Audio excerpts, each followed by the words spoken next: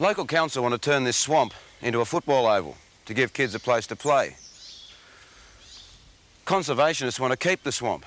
It's a breeding ground for birds. Local council says there are lots of other swamps in the area. Let them breed there. Conservationists argue that there's lots of other vacant land in the area too. Why not build the oval somewhere else? Local reaction is mixed. Land itself has no absolute value. We give it a value when we decide what we're going to use it for. There are no right decisions either, just better decisions or worse decisions. What's at stake here is not just the swamp, but the whole question of how we make decisions about using our land. Because you can move a football oval, but you can't move a swamp.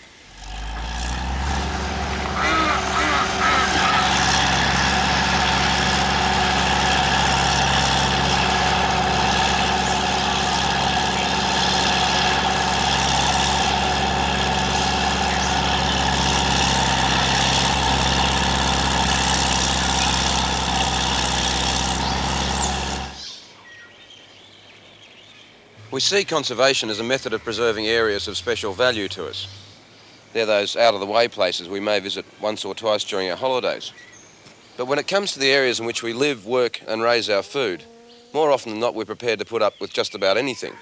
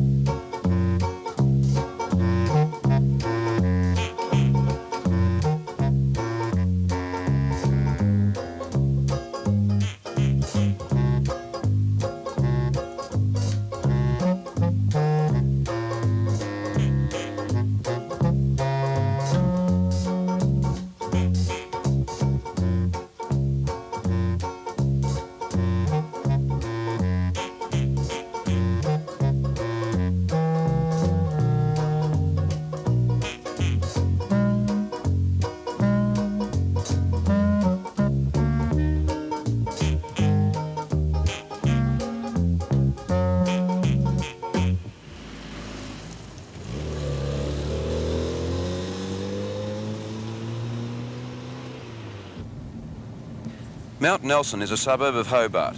The road was designed to follow the contours of the hill.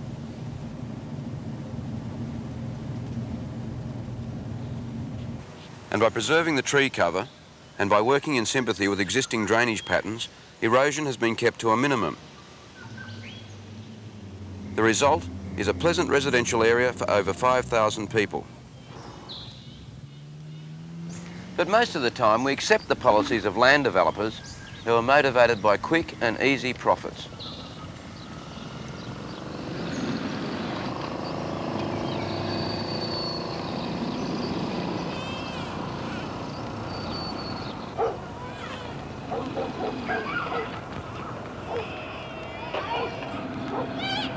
We seem prepared to allow conflicting interests to share the same land.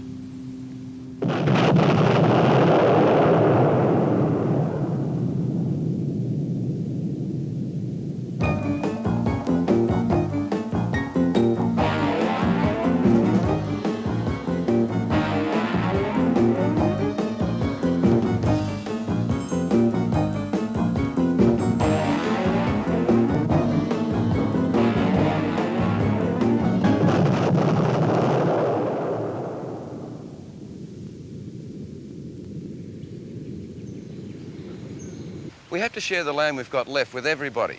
Farmers, industrialists, miners, conservationists, and the old lady down the road that breeds cats. Nobody's priority is more important than anybody else's. All we can do is make the best possible use of available space. This land here is arable pasture. You can grow anything. It's flat and easily serviced. But if we put houses here, who are we going to blame when we run out of carrots?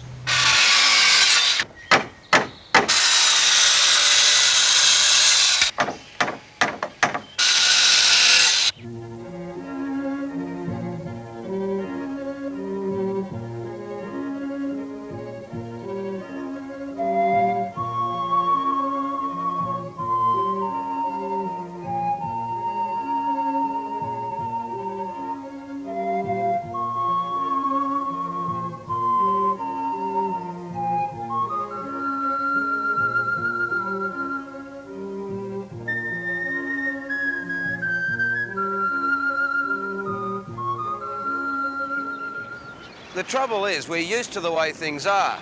We expect the environment to be destroyed wherever development occurs.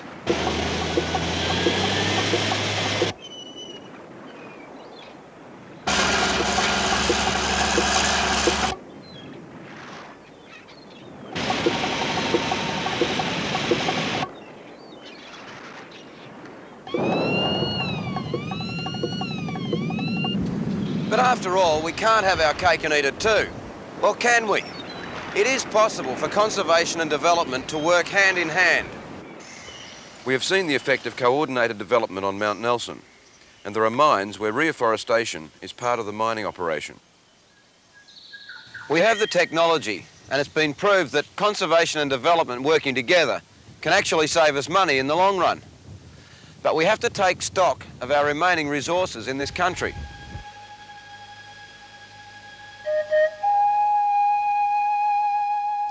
We have to realise that our limited land resources, like coastlines, have to be conserved. We only have so much of it.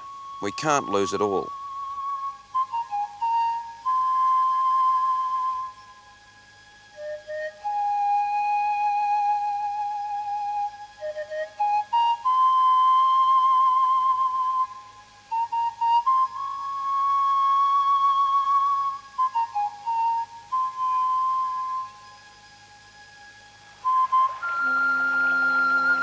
We must set aside areas to protect unique species of fauna and flora and plan our land development before we decide embarking on any development program.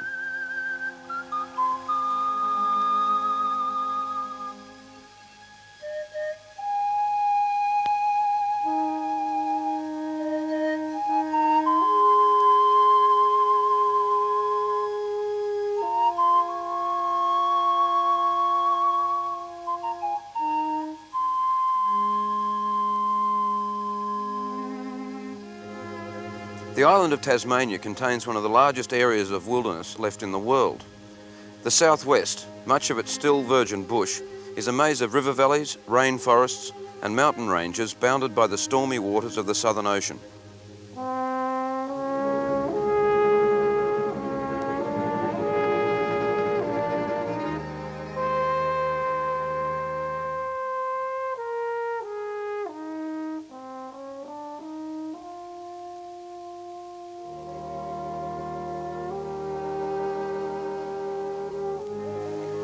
It contains over 1,250 species of flowering plant, 200 of which occur nowhere else in the world. The southwest has remained virtually untouched because of its isolation. What happens to the southwest is a major concern for all of us.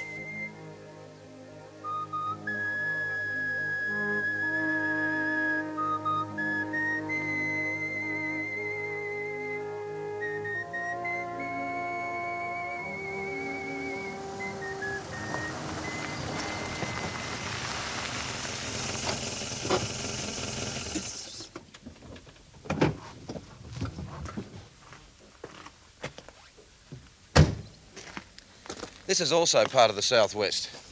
Beneath this body of water lies what was once Lake Pedder, the centre of a political storm, when the decision was taken to build the Gordon Dam and flood the valley. Whether the decision was a good one or not is now irrelevant. But what is pertinent is that when the project was put into effect, no environmental safeguards were used. Local council want to turn this swamp into a football oval. They won't, because there's been enough local reaction to ensure that they put it somewhere else. Today, more than any other time, we have the opportunity, through the media and special government hearings, to make our views known to politicians. Our society now has built-in safeguards. It's up to us to ensure that they work. After all, we must make sure that the next generation is a swamp and football generation.